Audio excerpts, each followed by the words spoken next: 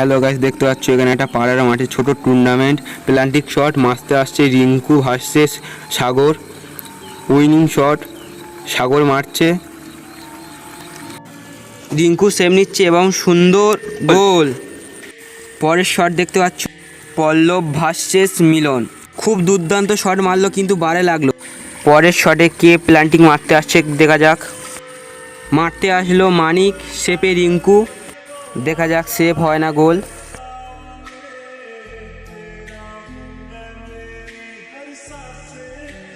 Goalkeeper Rinku অনেকটা প্রস্তুতি নিচ্ছে, দেখা যাক গোল হয় না সেভ। এবং মানিক মারলো এবং অসাধারণ গোল। পরের শটে মারতে আসলো পিনাকি এবং গোলকিপার পল্লব। রেফারি সম্রাট দাদা বাঁশি মেরে দিয়েছে, দেখা যাক কি হয়। পিনাকি সুন্দর গোল করে দিল। টিমের ক্যাপ্টেন সিদ্ধান্ত নিচ্ছে যে কে মারতে যাবে। দেখা যাচ্ছে গোলকিপার আসছে রিঙ্কু, শট মারতে কে আসছে দেখা যাক। অপর টিমে নিতাই হাতে করে বল নিয়ে আসছে, দেখা যাক কি হয়।